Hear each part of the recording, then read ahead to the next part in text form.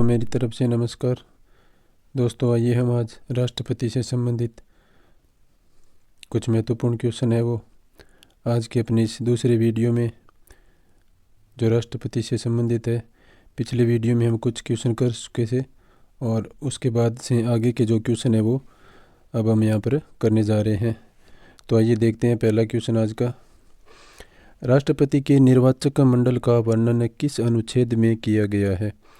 तो ये अनुच्छेद है वो हो जाएगा 54।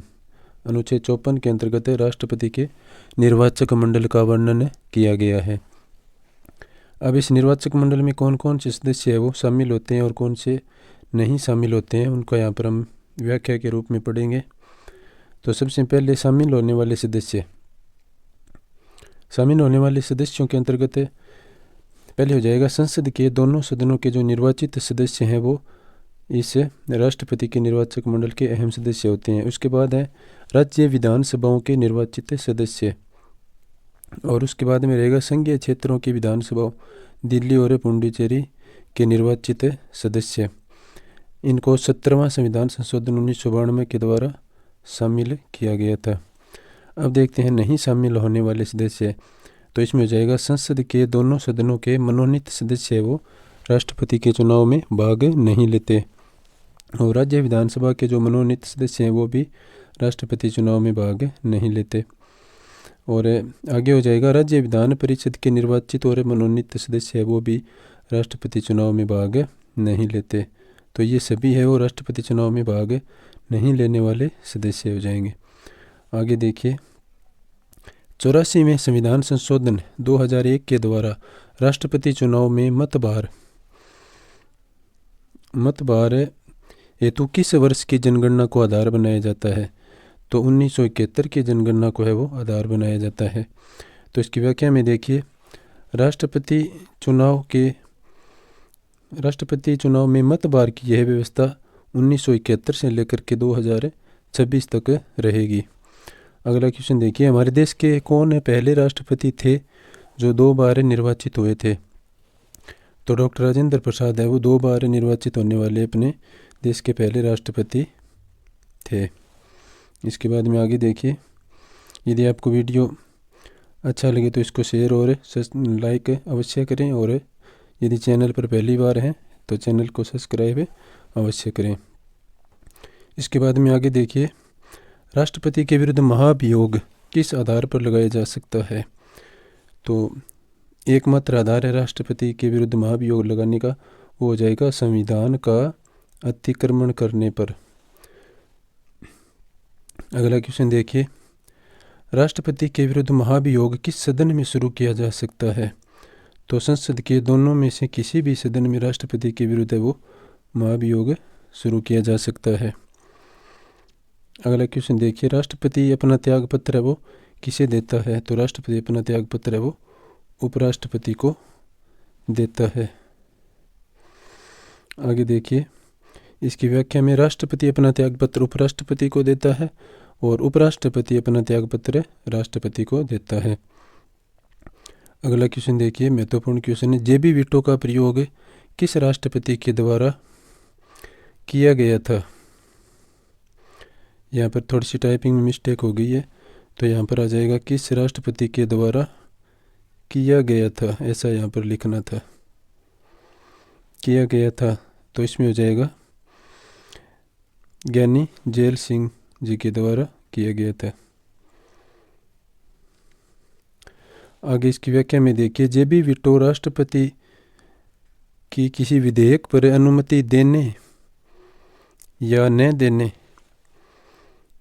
के निर्णय लेने की समय सीमा का अभाव होने के कारण किसी विधेयक को अपने पास ही रख लेने को जेबी वीटो कहा जाता है। पूर्व राष्ट्रपति ज्ञानी जेल सिंह ने जेबी वीटो का प्रयोग 1986 में भारतीय डाकघर संशोधन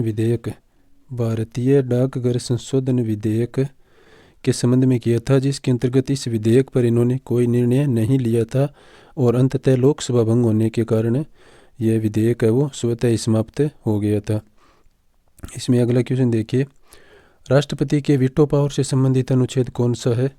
तो राष्ट्रपति की वीटो पावर से संबंधित जो अनुच्छेद है वो अनुच्छेद 111 हो जाएगा। आगे देखिए, वर्तमान राष्ट्रपति का व्यक्तिगत राष्ट्रपति पद क्रम कौन सा है? यानी वर्तमान राष्ट्रपति रामनाथ जी कोविंद है, वो किस व्यक्तिगत पद क्रम के राष्ट्रपति हैं? तो इसका आंसर हो जाएगा 14वें व्यक्तिगत क्रम के राष्ट्रपति हैं। आगे देखिए, भारत के निर्विरोध रूप से निर्वाचित होने वाले प्रथम राष्ट्रपति कौन थे? तो इसका आंसर हो जाएगा नीलम संजीव रेड्डी है, वो भारत के प्रथम निर्वाचित होने वाले ऐसे राष्ट्रपति थे जो निर्विरोध रूप से निर्वाचित हुए थे। इसके बाद में अगला देखिए, एकमात्र मुख्य न्यायाधीश जिन्होंने कार्यवाहक राष्ट्रपति के रूप में भी कार्य किया तो वो थे मोहम्मद हिदायतुल्लाह। इसके बाद में अगला क्वेश्चन देखिए, अपने भारत की प्रथम एवं एकमात्र महिला राष्ट्रपति कौन थी? तो बहुत ही आसान क्वेश्चन है, श्रीमती प्रतिभा देवी सिंह पाटिल। अगला क्वेश्चन देखिए, श्रीमती प्रतिभा पाटिल का व्यक्तिगत राष्ट्रपति पद क्रम कौन सा था? यानी एकमात्र महिला है तो इनके बारे में पूछा जा सकता है, तो वो हो जाएगा 12वां, और 13वां था श्रीमान प्रणब मुखर्जी, और 14वें वर्तमान में रामनाथ जी कोविंद है, वो पद पर विराजमान है। आगे देखिए,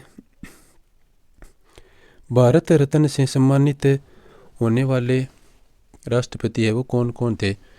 तो भारत रत्न से सम्मानित होने वाले राष्ट्रपतियों की संख्या है वो 5 थी, और वो इस प्रकार है: डॉक्टर राजेंद्र प्रसाद, इसके बाद हैं डॉक्टर सर्वपल्ली राधाकृष्णन, और तीसरे हैं डॉक्टर जाकिर हुसैन, और चौथे हैं श्री वीवी गिरी, और पांचवें हैं डॉक्टर APJ अब्दुल कलाम। ये 5 राष्ट्रपति हैं जो भारत रत्न से सम्मानित हो चुके हैं। यहाँ से बहुत ही महत्वपूर्ण क्वेश्चन बन सकता है।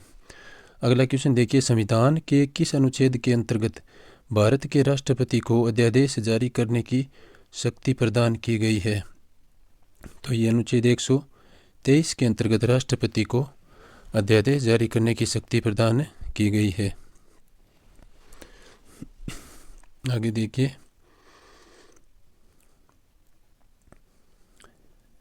अनुच्छेद 352 के अंतर्गत राष्ट्रीय आपातकाल की उद्घोषणा अब तक कितनी बार हो चुकी है? तो 3 बार है वो राष्ट्रीय आपातकाल की उद्घोषणा अब तक हो चुकी है। और व्याख्या में देखिए कि कब कब हुई थी। तो पहली जो राष्ट्रीय आपातकाल की उद्घोषणा है वो 26 अक्टूबर 1962 को हुई थी, भारत चीन युद्ध के समय, और दूसरी थी 3 दिसंबर 1971 को, भारत पाक युद्ध के समय, और तीसरी बार हुई थी 25 जून 1975 को आंतरिक अशांति के कारण राष्ट्रीय आपातकाल की उद्घोषणा हुई थी। इसमें एक महत्वपूर्ण फैक्ट है वो देखिए कि 44वें संविधान संशोधन 1978 के द्वारा आंतरिक अशांति नामक आधार को हटा करके इसकी जगह सशस्त्र विद्रोह शब्द को रखा गया है। अगला देखिए, वर्तमान में राष्ट्रीय आपातकाल के 3 आधार है वो कौन कौन से हैं? तो पहला हो जाएगा युद्ध, और दूसरा हो जाएगा बाहरी आक्रमण, और तीसरा हो जाएगा सशस्त्र विद्रोह। आगे देखिए, संविधान के किस अनुच्छेद के अंतर्गत किसी राज्य में राष्ट्रपति शासन लगाया जाता है? तो अनुच्छेद 356 के अंतर्गत अनुच्छेद 356 के अंतर्गत किसी राज्य में राष्ट्रपति शासन है वो लगाया जा सकता है। अगला क्वेश्चन देखिए, वित्तीय आपातकाल से संबंधित अनुच्छेद कौन सा है? तो अनुच्छेद 360 है वो देश में वित्तीय आपातकाल से संबंधित अनुच्छेद है। अगला क्वेश्चन देखिए,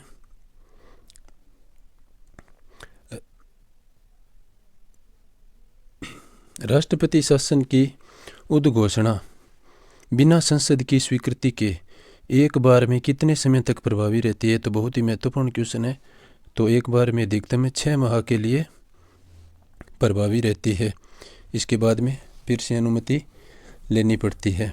तो ये थे राष्ट्रपति से संबंधित आज के महत्वपूर्ण क्वेश्चन। कुछ और महत्वपूर्ण क्वेश्चन है वो हम अगले वीडियो में पढ़ेंगे, और वीडियो पूरा देखने के लिए सभी का धन्यवाद। वीडियो को लाइक और शेयर अवश्य करें और चैनल को सब्सक्राइब भी करें। सभी का वीडियो देखने के लिए एक बार फिर से धन्यवाद।